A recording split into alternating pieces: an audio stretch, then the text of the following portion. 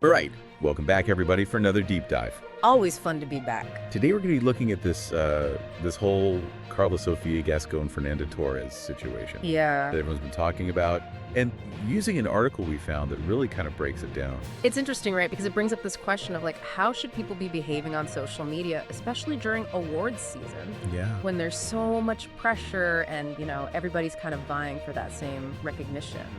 Yeah, and I think it's important to kind of set the stage for everyone, right? Yeah. Both these incredibly talented women are nominated for Best Actress at the upcoming Academy Awards. Right. We've got Karla Sofía Gascón, star of Emilia Pérez, who is actually the first openly transgender actor to be nominated for an Oscar. Which is huge. Yeah, it's a landmark moment. And then we have Fernanda Torres, who stars in I'm Still Here, and she just won a Golden Globe for her performance. And it's interesting, too, because if you think about it, her mother, Fernanda Montenegro, was actually the first Brazilian actress to even be nominated for an Oscar back in 1998 Oh, wow. for Central Station. So you've got this kind of cool generational thing happening as well. Yeah, lineage, right? Exactly. But Gascón kind of sparked this whole conversation when she gave an interview to a Brazilian newspaper called Folha de São Paulo, Right. where she was talking about how she was disappointed to see that there were social media teams that seemed to be linked to Torres, Yeah. who were seemingly trying to, undermine her and her film, Emilia Pérez, to kind of boost Torres. And I'm Still Here. Right. And I think it's important to note, though, that she later clarified to Variety that she wasn't accusing anyone who was directly connected to Torres. Yeah. She was talking about more the general, kind of negativity. And I think she even used the term violent hate speech that she was encountering online. Which is, concerning to Absolutely. hear that she's facing that. Yeah. But it's interesting because even in her initial comments, she made a point of praising Torres. Yes. Calling her a wonderful woman, an amazing actress who deserved all the accolades that she's getting. Mm-hmm. And she even said that she hadn't seen I'm Still Here yet, but was genuinely happy for Torres's Golden Globes win. Right. And it kind of makes you think about, what did she mean when she said that this is not a competition? Right. Because that was the other thing that she said. Yeah. Can you really separate the art from the awards race when, especially with social media, everything's being compared and ranked?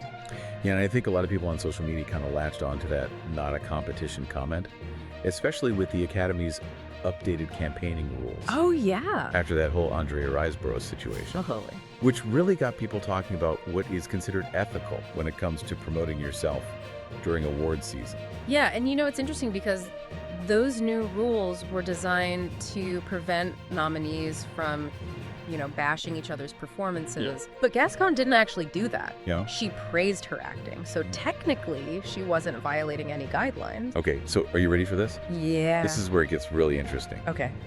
So Torres posts this video on Instagram. It's in Portuguese. Okay. And she talks about how she met Gascón at this W magazine party. Oh, wow. And then she goes on to praise Gascón Wow. and even defends her against all these online attacks. That's amazing. Yeah, what a turn of events. It really shows, it's not just lip service. She's actively taking a step to be hey, I see you. Yeah. I support you, and I'm going to protect you from this negativity. Yeah, it's powerful, right? It's really cool to see. So we've got this very multifaceted situation, right? Yeah. We have two incredibly talented actresses nominated for the same award, one making history. Right. They're both dealing with the pressures of award season, amplified by this sometimes toxic world of social media. Yeah, and the narrative can shift so quickly online, right? 1 minute she's facing criticism, and the next she's got this huge wave of support, not just from the public, but also from another nominee. A fellow nominee. Yeah, it's really interesting, and it makes you think about how online communities can both harm and heal. Makes you think about how we all approach competition in general, Right, not just in Hollywood. Like we all deal with competition. Absolutely. At work, in our personal lives, just trying to, get a reservation at a busy restaurant. Exactly. And I think it's really about, recognizing that difference between healthy competition, which Yeah. can be motivating and help us grow, Yeah.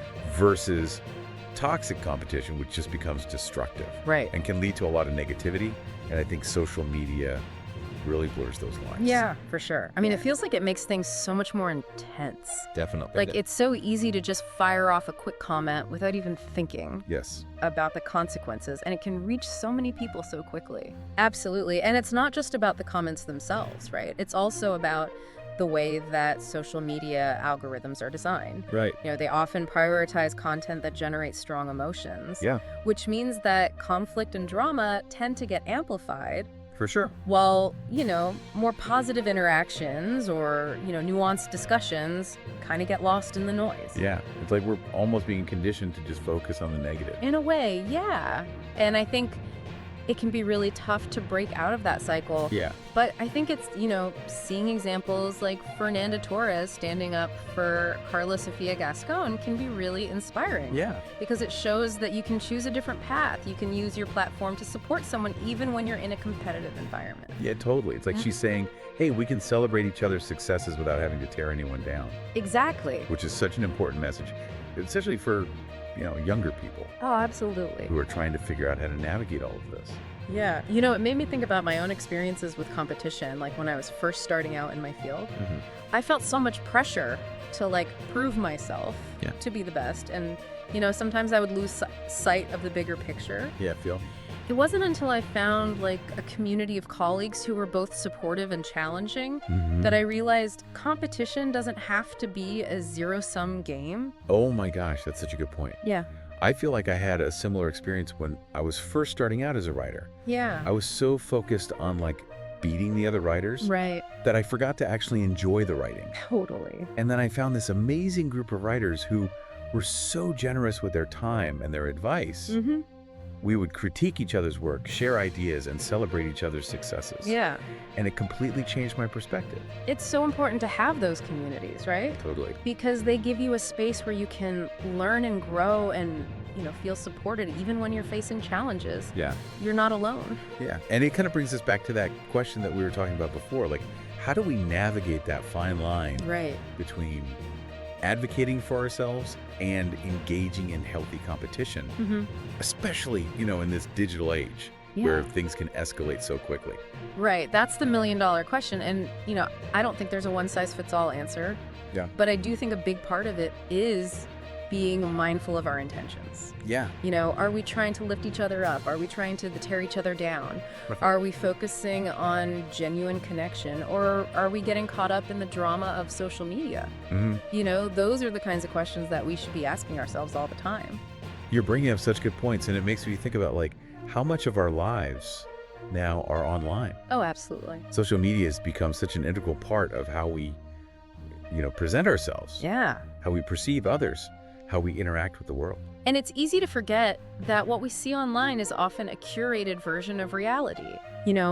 We're constantly being bombarded with highlight reels. Yeah. Perfectly crafted images, carefully worded statements. It's true. And it creates this pressure to constantly compare ourselves to others. Yeah. And strive for this unattainable level of perfection. Totally. And it can be exhausting. Yeah. And it can definitely fuel unhealthy competition. It can, for sure. And it makes me think it's so important to try to develop a critical eye when it comes to social media. Absolutely. To remember that what we see online is often just this tiny little sliver Yeah. of someone's life. And behind those, perfectly filtered photos, Right. everyone's dealing with their own challenges and insecurities. For sure. It's about remembering that everyone has a story. Yeah. And those stories are often much more complex and nuanced than what we see on social media. And I think when we take the time to really listen to each other's stories, to see each other as human beings rather than just, avatars or usernames, it can foster a sense of empathy and understanding that can make competition feel less threatening. It's about building bridges instead of walls.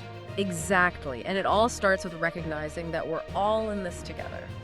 I love that we're all in this together. What a powerful message. And it's a message that resonates far beyond awards season or social media. It applies to all aspects of our lives. Yeah, you're so right. It's a universal truth that we so often lose sight of. We do. But I think this conversation has been a really good reminder. Yeah, me too. And I think it's a reminder that we all have a role to play in creating a more supportive and compassionate world, both online and offline. Couldn't have said it better myself. Yeah. I feel like we've uncovered so many great takeaways from this whole situation. It's been a really fascinating deep dive. Yeah. But we are running out of time. It's been such a great conversation. It has. I feel like we've really peeled back the layers of this whole thing. We have. And uncovered some really important takeaways about, competition and social media and the power of human connection. It's amazing how those things are all so intertwined, right? Yeah.